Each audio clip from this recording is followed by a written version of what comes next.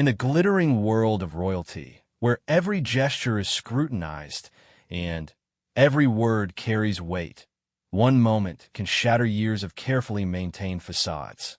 What happens when a family secret, buried for decades, suddenly explodes into public view at the most prestigious event of the year? When sister turns against sister, and loyalty becomes a luxury no one can afford. This is the story of how a single accusation, captured by unforgiving cameras, brought down the carefully constructed walls of one of the most powerful families in the world. It's about the price of truth, the cost of silence, and the moment when everything you thought you knew about the people closest to you crumbles before your eyes. Some secrets are too dangerous to keep. Others are too devastating to reveal. But when the cameras are rolling and the world is watching, sometimes you don't get to choose. Welcome to a world where blood isn't thicker than betrayal, and where the crown comes with a price that some are no longer willing to pay. The crystal chandeliers of Buckingham Palace cast dancing shadows across the marble floors as guests in their finest attire moved through the grand ballroom. The annual Royal Charity Gala was in full swing, with cameras from major networks capturing every moment of what was supposed to be a celebration of unity and philanthropy. Lady Sophia Worthington adjusted her emerald necklace one final time as she surveyed the crowd, her practiced smile hiding the tension that had been building for weeks. Across the room, she spotted Camilla's sister, Annabelle Parker Bowles, engaged in animated conversation with several prominent journalists. There was something different about Annabelle tonight. An edge to her movements, a sharpness in her eyes that Sophia had learned to recognize as dangerous. The two women had maintained a cordial relationship for years, bound together by family obligations and social expectations, but beneath the surface, old wounds festered like untreated infections. The evening had begun perfectly. Sophia had arrived fashionably late, her entrance captured by dozens of photographers as she glided down the red carpet in a stunning navy gown designed exclusively for the occasion. Her husband, Lord Worthington, had been delayed by parliamentary business, leaving her to navigate the social minefield alone. She had done this countless times before, but tonight felt different. Tonight, the air crackled with an electricity she couldn't quite place. The charity gala was more than just a social event. It was a carefully orchestrated display of royal family unity, designed to boost public approval ratings that had taken a hit following recent scandals. Every smile was calculated, every interaction planned to project an image of harmony and shared purpose. Sophia had played her part perfectly, engaging with donors, posing for photographs, and delivering sound bites that would play well on the morning news. But as the evening progressed, she began to notice things that made her uncomfortable. Annabelle seemed to be following her, always appearing in her peripheral vision, always within earshot of her conversations. When Sophia spoke with the children's hospital representatives, Annabelle was there, listening intently. When she met with the environmental charity leaders, Annabelle materialized nearby, her phone held at an odd angle as if she might be recording. The first sign of real trouble came during the silent auction. Sophia was bidding on a vintage piece of jewelry that had once belonged to a deceased royal family member when she overheard Annabelle speaking to a group of socialites near the champagne fountain. The words were carefully chosen, but unmistakably pointed. "Some people acquire things through marriage that they never truly deserve," Annabelle had said, her voice carrying just far enough for Sophia to hear. "Heritage isn't something you can buy at auction." Sophia felt her cheeks burn, but she maintained her composure, continuing to smile and nod at the auctioneer's announcements. She had faced whispered criticisms before about her background, her family's new money status, and her marriage into aristocracy. But there was something more personal in Annabelle's comment, something that suggested she knew secrets that went beyond mere social climbing. The turning point came during the formal dinner service. Sophia was seated at the head table, flanked by dignitaries and charity representatives, when the master of ceremonies announced a surprise presentation. A large screen descended from the ceiling, and suddenly, the room was filled with images from charity events over the years, a montage designed to celebrate the royal family's philanthropic legacy.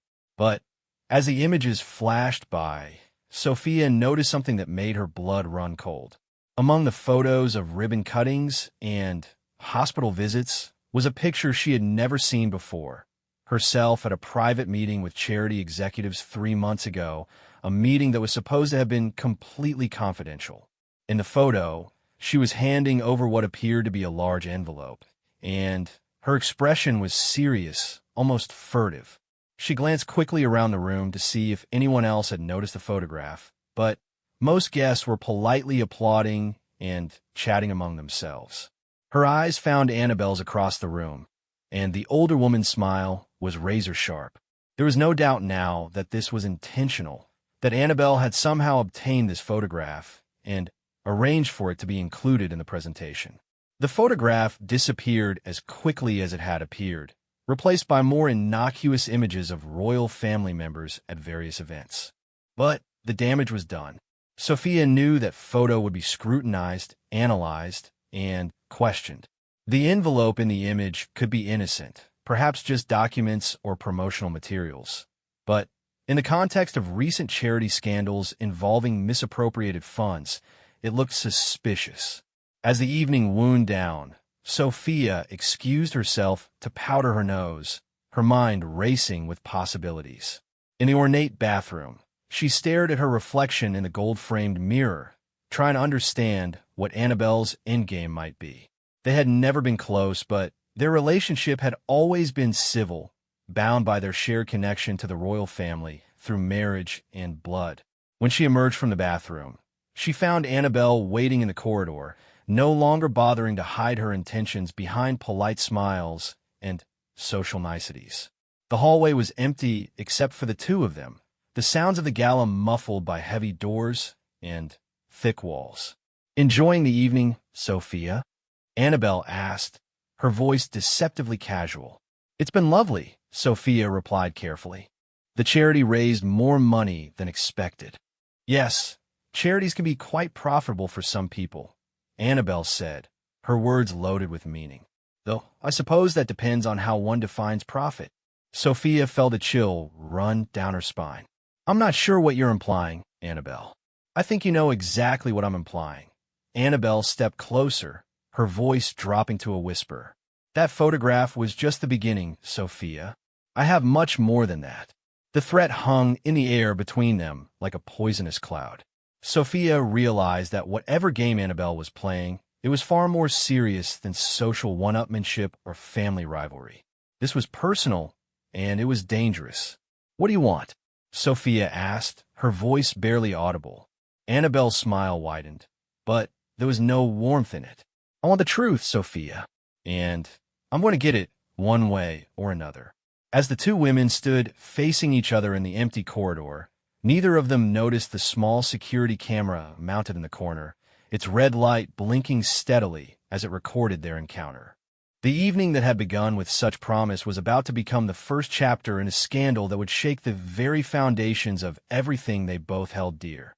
The morning after the gala, Sophia woke to find 17 missed calls on her phone and a text from her publicist that simply read, "We need to talk. Now."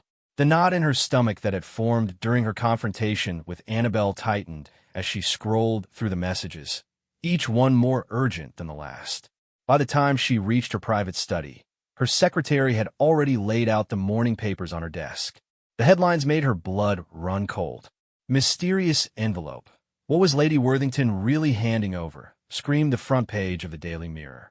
Below it, a blown-up version of the photograph from the gala presentation showed her, in stark detail, the envelope clearly visible in her hands.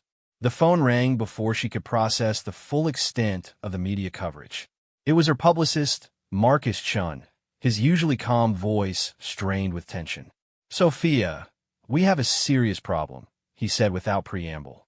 "The photograph is everywhere. BBC, Sky News, even international outlets are picking it up. They're calling it suspicious timing given the recent charity fraud investigations." Sophia sank into her leather chair, the weight of the situation settling on her shoulders like a lead blanket. "Marcus, that meeting was completely legitimate. I was delivering approved marketing materials for the children's hospital fundraiser. Nothing more. I believe you, Marcus replied, but perception is everything in this business. The photo makes it look clandestine, secretive, and someone clearly wanted it to look that way, or it wouldn't have mysteriously appeared in last night's presentation. As Marcus continued outlining their damage control strategy, Sophia's mind wandered to Annabelle's words from the previous night. I have much more than that, she had said. If this photograph was just the beginning, what else was Annabelle holding over her head? The answer came sooner than expected. By noon, a package had been delivered to Sophia's home by courier. Inside was a USB drive and a handwritten note in Annabelle's distinctive script. Thought you might want to see what else I found while going through Charles's old files. Family history can be so revealing. With trembling hands, Sophia inserted the USB drive into her laptop. The first file was a video, grainy and obviously old, showing a much younger version of herself at what appeared to be a private party. She was laughing and drinking with people she recognized as former university friends, but there was something else. Money changing hands, envelopes being passed discreetly between guests. The video was from her university days, over 20 years ago, during a time in her life she had worked hard to forget. It showed her involvement in what had been a sophisticated essay writing scheme, where wealthy students paid others to complete their assignments. Sophia had been one of the middlemen, taking a cut for connecting clients with writers. It had been wrong, certainly, but it was also decades in the past and had never been prosecuted. But in today's climate with social media and cancel culture, even past indiscretions could destroy careers and reputations. If this video surfaced publicly, it would not only ruin her personally, but could also damage the royal family by association. Her marriage to Lord Worthington had brought her into the outer circles of the monarchy, and any scandal attached to her would reflect poorly on the institution as a whole. The second file contained financial records, meticulously organized and clearly obtained through considerable effort. Bank statements, investment portfolios, and charity disbursement records dating back 15 years. As Sophia scrolled through the documents, she began to see a pattern that made her sick to her stomach. Someone had been skimming money from the children's hospital charity she had helped manage. Small amounts, carefully concealed through complex accounting maneuvers, but over time adding up to hundreds of thousands of pounds. The records showed the money being diverted to offshore accounts and shell companies, creating a paper trail that would be nearly impossible to follow without insider knowledge. The most damning part was that the financial manipulation had begun shortly after Sophia joined the charity board. While the records didn't directly implicate her, the timing would look suspicious to investigators. Anyone examining the evidence would naturally assume she was involved, especially given her position and access to the charity's financial systems. Sophia's hands shook as she realized the trap that had been laid for her. She wasn't guilty of the charity fraud, but someone had gone to great lengths to make it appear as if she was. The photograph from the gala, the video from university, the financial records, they all painted a picture of a woman with a history of financial impropriety who was now involved in charity fraud. But who was really behind the theft? And why was Annabelle helping them by framing Sophia for crimes she didn't commit? The answer to that question came in the third file on the USB drive. It contained correspondence between Annabelle and someone identified only as JM. The emails, dating back 6 months, revealed a sophisticated plan to destroy Sophia's reputation and remove her from her position on the charity board. But the emails revealed something even more shocking. The real perpetrator of the charity fraud was Lord Worthington himself, Sophia's own husband. The correspondence showed how he had been systematically stealing from the charity for years, using his wife's position to provide cover for his activities. When an internal audit had started to close in on the theft, he had decided to frame Sophia rather than face the consequences himself. Annabelle's involvement stemmed from her own financial difficulties. Her ex-husband's business failures had left her heavily in debt, and Lord Worthington had promised to pay off her creditors in exchange for her help in destroying Sophia's reputation. The plan was to make Sophia appear guilty of the fraud, forcing her to resign from all her charitable positions in disgrace, while her husband continued his theft under a new arrangement with someone else on the board. The emails revealed the cold calculation behind the scheme. "She'll never suspect her own husband," one message read. "By the time she realizes what's happening, she'll be so thoroughly discredited that no one will believe her protests of innocence." Sophia felt nauseated as she read through months of correspondence detailing how her own husband and sister-in-law had conspired to destroy her life. Every charity event she had attended, every board meeting she had participated in, every moment she had spent genuinely trying to help sick children had been part of an elaborate setup to make her the fall guy for crimes committed by the person she trusted most. The cruelest part was that her husband had used her genuine dedication to the charity against her. Her frequent visits to the hospital, her hands-on approach to fundraising, her insistence on being involved in financial oversight, all of it had been twisted to make her appear overly controlling and suspicious when the theft was eventually discovered. As the full scope of the betrayal became clear, Sophia understood that she was facing a choice that would define the rest of her life.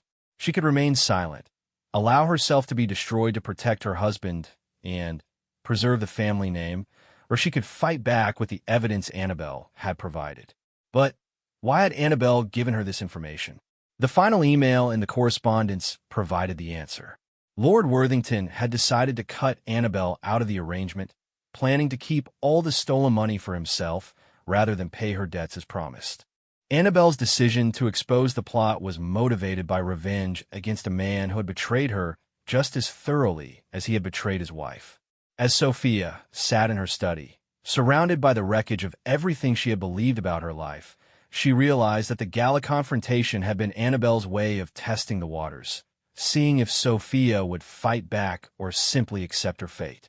The USB drive was Annabelle's nuclear option, her way of ensuring that if she went down, she would take Lord Worthington with her.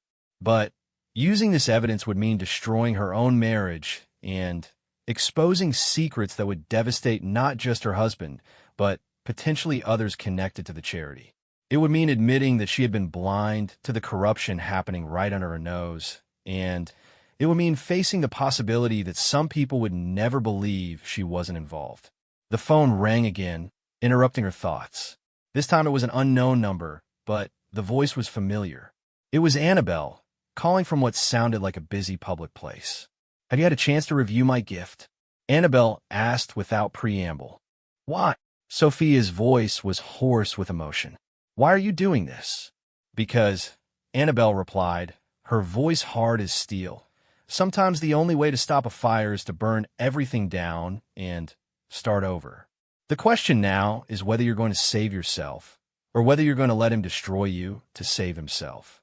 The line went dead, leaving Sophia alone with the most important decision of her life. Detective Inspector Sarah Morrison had seen her fair share of white-collar crime, but the case that landed on her desk that Tuesday morning was unlike anything she had encountered before. The Children's Hospital charity fraud investigation had been routine until an anonymous tip arrived with a USB drive containing enough evidence to implicate some of the most prominent figures in British society. The tip had come through official channels, delivered to the Metropolitan Police Fraud Division with a note that simply read, "The truth about the charity theft. Follow the money." The accompanying drive contained financial records, correspondence, and video evidence that painted a picture of corruption that reached far beyond simple embezzlement. Morrison spread the printed documents across her desk, creating a timeline of events that stretched back nearly 2 years. The theft itself was sophisticated, small amounts siphoned off over time, disguised as legitimate expenses and administrative costs. What made it particularly clever was how the money had been diverted through a network of shell companies and overseas accounts before eventually ending up in personal investments and luxury purchases. But as Morrison dug deeper into the evidence, she began to realize that this wasn't just about stolen charity funds. The correspondence revealed a web of blackmail, extortion, and personal vendettas that involved multiple members of prominent families. The anonymous tipster had provided not just evidence of financial crimes, but documentation of a conspiracy that reached into the highest levels of British society. The first person Morrison interviewed was the charity's financial director, Patricia Henley, a nervous woman in her 50s who had worked for the organization for over a decade. Patricia had been the one to first notice discrepancies in the accounts, but her concerns had been dismissed by the board as accounting errors or audit misunderstandings. "I kept bringing it up in meetings," Patricia explained, her hands shaking as she held her teacup. "But Lord Worthington always had explanations. He said the money was being held in reserve accounts, or that it was invested in long-term funds that would benefit the charity later. He was very convincing, and he had the authority to make those decisions." Morrison showed Patricia some of the financial documents from the USB drive, watching as the woman's face grew pale with recognition. "This is it," Patricia whispered. "This is what I was trying to tell them about. But these records, how did someone get access to these? These are from our secure server." That question led Morrison to investigate the charity's IT systems, where she discovered that someone with administrative access had been downloading financial records for months. The digital trail led back to a user account that belonged to Lady Sophia Worthington, but the timestamp showed that the downloads had occurred at times when Sophia could prove she was elsewhere. Someone had been using Sophia's credentials to access the system, creating a digital paper trail that would implicate her in any investigation. It was another layer of the frame job, designed to make her appear not just guilty of theft, but of attempting to cover up the evidence. Morrison's next interview was with Annabelle Parker Bowles, who had agreed to meet at a discreet location away from the media attention that had been following her since the gala incident. Annabelle arrived precisely on time, dressed impeccably, but looking tired, as if she hadn't slept well in days. "I assume you want to know about the USB drive," Annabelle said before Morrison could even introduce herself. "I suppose there's no point in pretending I don't know why you're here." Morrison studied the woman across from her, noting the careful way Annabelle chose her words, the practiced composure that came from years of dealing with high-pressure social situations. But beneath the polished exterior, Morrison could see signs of genuine distress. "Why don't you start by telling me how you came to have access to this information?" Morrison suggested.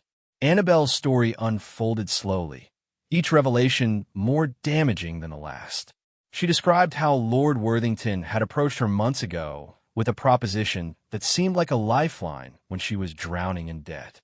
Her ex-husband's business failures had left her personally liable for millions of pounds, and the threat of bankruptcy hung over her like a sword. "He made it seem so simple," Annabelle explained. "Help him discredit Sophia so she would resign from the charity board, and he would ensure my debts were paid. He said Sophia was becoming suspicious of some financial irregularities and that she needed to be removed before she could cause problems for the charity." What Annabelle hadn't known at the time was that Lord Worthington was the source of the financial irregularities. She had believed she was helping to protect the charity from someone who was causing problems, not helping to frame an innocent woman for crimes committed by her own husband. "When did you realize the truth?" Morrison asked. 2 weeks ago." Annabelle's voice was barely above a whisper. "I found more documents in Charles's study. He's away traveling, and I was house-sitting. The papers showed that he wasn't planning to pay my debts at all. He had been using me to set up Sophia, and once she was destroyed, he was going to cut me loose and keep all the money for himself." The documents Annabelle had found painted a picture of a man who had been systematically betraying everyone around him. Not only had he stolen from the charity and framed his wife, but he had also been embezzling from his own family trust, forging investment documents, and using his social connections to defraud other charitable organizations. Morrison's investigation expanded as she followed the financial trails revealed in the documents. Bank records showed that Lord Worthington had been living far beyond his legitimate means for years, funding a lifestyle of expensive cars, private jets, and luxury vacations through theft and fraud. The charity funds are just one source of income in a complex web of financial crimes. But perhaps the most shocking revelation came when Morrison discovered that Lord Worthington hadn't been working alone. The investigation revealed connections to a broader network of individuals who had been exploiting charitable organizations across the country. Lord Worthington was part of a group that specifically targeted charities with strong emotional appeals. Children's hospitals, cancer research, veterans assistance, organizations that attracted large donations and had less stringent oversight than corporate entities. The group had developed a sophisticated system for identifying vulnerable charities, placing their people in key positions, and slowly draining funds over time. They had been operating for over 5 years, stealing millions of pounds from organizations dedicated to helping the most vulnerable members of society. Lord Worthington's mistake had been trying to frame his own wife. The other members of the group had been content to steal quietly and disappear before anyone noticed, but his decision to create such an elaborate scheme to destroy Sophia had drawn attention to their entire operation. As Morrison pieced together the evidence, she began to understand the full scope of what Annabelle had uncovered. The USB drive didn't just contain evidence against Lord Worthington. It contained enough information to bring down an entire criminal network that had been operating in plain sight, hiding behind charitable work and social respectability. Meanwhile, Lady Sophia Worthington was dealing with the personal devastation of learning that her entire marriage had been built on lies and criminal activity. Morrison interviewed her at her private residence, finding a woman who appeared to have aged years in the space of days. "I keep asking myself how I could have been so blind," Sophia said, staring out the window at the gardens where she had spent so many peaceful mornings before her world fell apart. There were signs, looking back. Late-night phone calls, unexplained travel, meetings he couldn't or wouldn't explain. But I trusted him completely. Morrison had seen this before in other fraud cases. The family members who were so completely deceived that they became unwitting accomplices, their honest reactions to questions serving to deflect suspicion from the real criminals. Sophia's genuine dedication to the charity work had provided perfect cover for her husband's theft. "What will you do now?" Morrison asked. Sophia was quiet for a long moment, then turned to face the detective with an expression of fierce determination that surprised Morrison. "I'm going to make sure every penny he stole goes back to the children who needed it," Sophia said. "And I'm going to make sure he never has the opportunity to hurt anyone else." But as Morrison left the interview, she couldn't shake the feeling that this case was far from over. Lord Worthington was still traveling abroad, ostensibly on business, but possibly attempting to flee before the investigation could reach him. His criminal associates were likely moving to protect themselves and their assets. And somewhere in the background, there were powerful people who had been benefiting from the charitable network's activities and who would not want their involvement exposed. The investigation that had started with a simple charity fraud was evolving into something much larger and more dangerous. Morrison had the evidence to bring charges, but she was beginning to realize that ensuring justice would require navigating a complex web of wealth, power, and corruption that extended far beyond anything she had anticipated. The real challenge would be making sure that the truth came out before those responsible could cover their tracks and disappear, taking their stolen millions with them, while leaving innocent people like Sophia to face the consequences of crimes they never committed. 6 months after Lord Worthington's arrest, the courtroom was packed with journalists, charity workers, and members of the public who had been following the case since the explosive revelations at the Royal Gala. Sophia sat in the gallery, wearing a simple black suit, her face composed, but her hands tightly clasped in her lap as she watched her husband's final sentencing hearing. The judge's words carried across the hushed courtroom as he delivered his verdict. The defendant's crimes represent not just theft, but a profound betrayal of public trust. The systematic exploitation of charitable organizations dedicated to helping the most vulnerable members of our society is particularly reprehensible. Lord Worthington is sentenced to 12 years in prison and ordered to pay full restitution to all affected organizations. As court officers led her husband away, Sophia felt an unexpected mixture of sadness and relief. The man she had married was gone, replaced by someone she no longer recognized, but at least the chapter was finally closing. Justice had been served, and the money stolen from sick children would be returned where it belonged. Outside the courthouse, Sophia was surrounded by reporters shouting questions, but she had prepared a brief statement that she read calmly before walking away. Today's verdict brings justice for the victims of these crimes and closure for everyone affected by this betrayal of trust.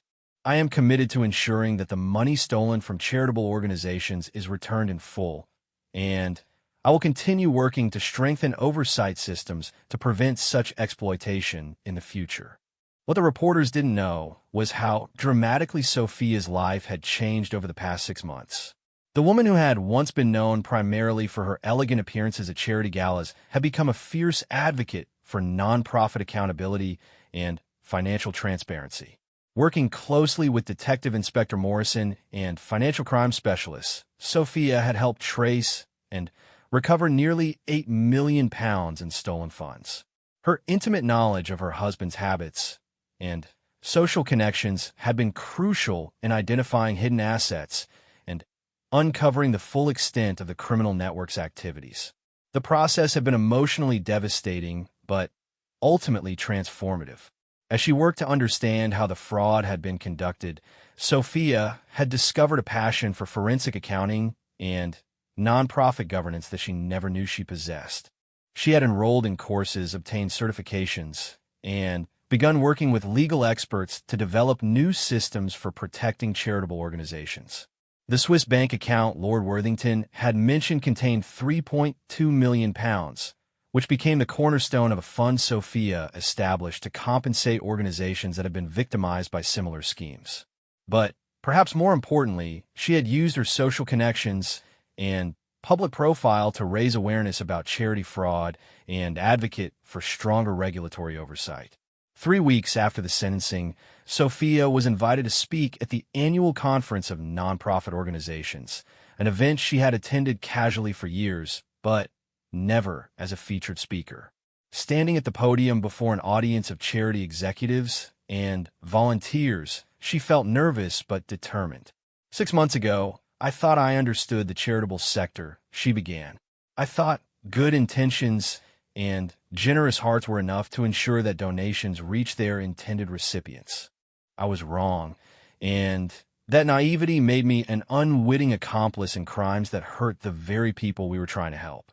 Her speech outlined specific recommendations for strengthening financial oversight in charitable organizations, including mandatory rotation of auditing firms, enhanced background checks for board members, and improved transparency in financial reporting. But she also spoke about the personal responsibility that comes with charitable work. We cannot simply write checks and attend galas and assume we have done our duty, she said.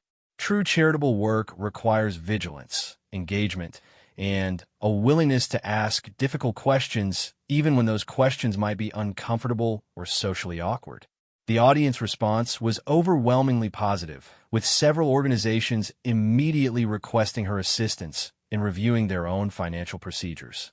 Within weeks, Sophia found herself with more consulting requests than she could handle, working with charities across the country to implement stronger safeguards against fraud. But perhaps the most meaningful development was her evolving relationship with Annabelle Parker Bowles. The woman who had been instrumental in exposing the fraud had also faced significant consequences for her initial involvement in the scheme. While she avoided criminal charges in exchange for her cooperation with the investigation, her reputation had been severely damaged, and she faced ongoing financial difficulties.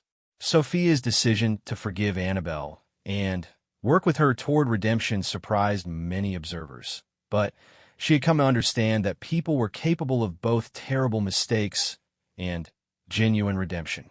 Annabelle's decision to expose the criminal network, despite the personal cost, had ultimately saved countless other potential victims.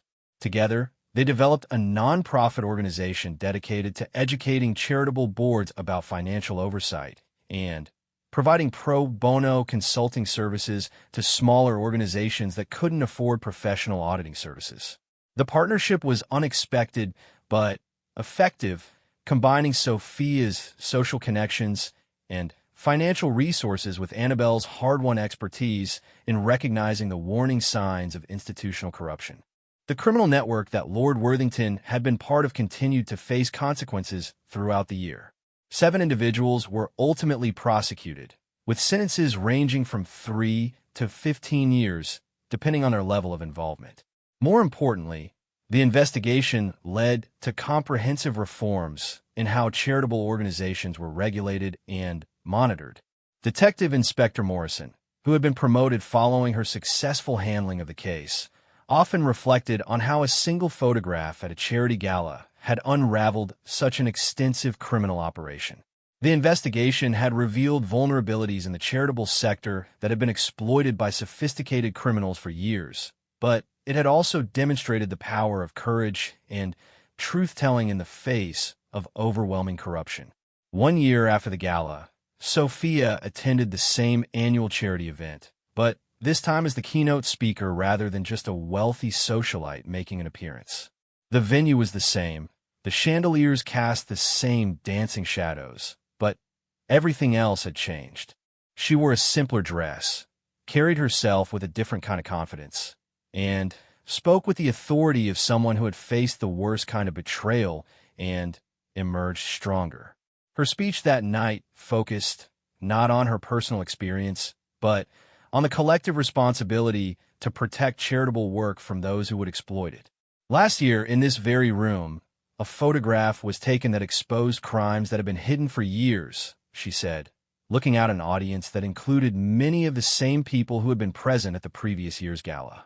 That moment taught me that sometimes the most beautiful settings can hide the ugliest truths, and that our obligation as charitable supporters goes far beyond writing checks. After her speech, several people approached her with questions about implementing stronger oversight in their own organizations. Among them was Patricia Henley, the financial director who had first noticed the discrepancies in the charity accounts and had been vindicated by the investigation.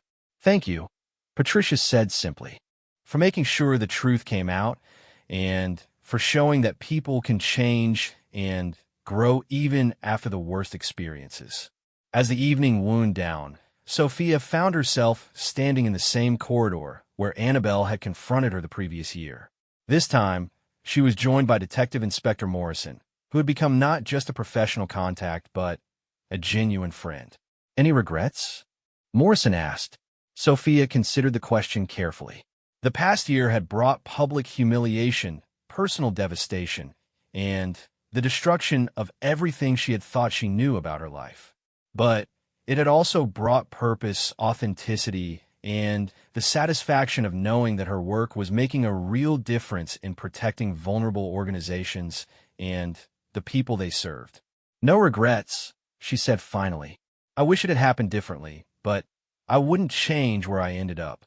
As they walked through the ballroom, where the gala continued around them, Sophia reflected on how much had changed. The woman who had been primarily concerned with social appearances and maintaining her position in elite circles had been replaced by someone who understood that real power came from using privilege and resources to protect others. The scandal that had threatened to destroy her reputation had ultimately given her something far more valuable, a sense of purpose that went beyond personal advancement or social status. The cameras that had captured her downfall had also documented her redemption, creating a public record of how someone could emerge from betrayal stronger and more committed to justice than before. In the months that followed, Sophia's consulting firm grew into a nationally recognized organization that set new standards for charitable accountability. The Children's Hospital Charity, rebuilt with stronger oversight and full financial transparency, became a model for other organizations seeking to prevent similar exploitation. Lord Worthington served his sentence quietly, eventually expressing genuine remorse for his crimes and requesting that any future correspondence from him be donated to charitable causes rather than forwarded to his ex-wife. The divorce had been finalized without contest, with Sophia retaining most of their assets to ensure full restitution to the defrauded charities. Annabelle used her experience and knowledge to become a respected expert in nonprofit governance, Her presentations about the warning signs of institutional corruption becoming required training for many charitable organizations. Her transformation from accomplice to advocate proved that even those who had participated in wrongdoing could contribute meaningfully to preventing future crimes. The criminal network that had seemed so powerful and untouchable was completely dismantled, its members imprisoned and their stolen assets recovered and returned to their rightful purposes. The investigation had revealed systemic vulnerabilities that were subsequently addressed through legislative reforms and enhanced regulatory oversight. Years later, when people looked back on the scandal that had shaken the charitable sector, they remembered not just the crimes that were committed, but the redemption that followed. The story became a case study in business schools and law enforcement academies, demonstrating how personal courage and institutional accountability could triumph over even the most sophisticated forms of corruption. Sophia's transformation from unwitting victim to leading advocate proved that the worst betrayals could sometimes lead to the most meaningful redemption. The woman who had been nearly destroyed by her husband's crimes had ultimately become the catalyst for reforms that protected countless others from similar exploitation. The last photograph in Sophia's office showed her at the ribbon-cutting ceremony for the first children's hospital ward funded entirely by recovered stolen funds. She was surrounded by young patients and their families, her smile genuine and her purpose clear. It was a far cry from the carefully posed charity gala photos of her previous life, but it represented something infinitely more valuable. The satisfaction of knowing that justice had been served and that good had ultimately triumphed over evil.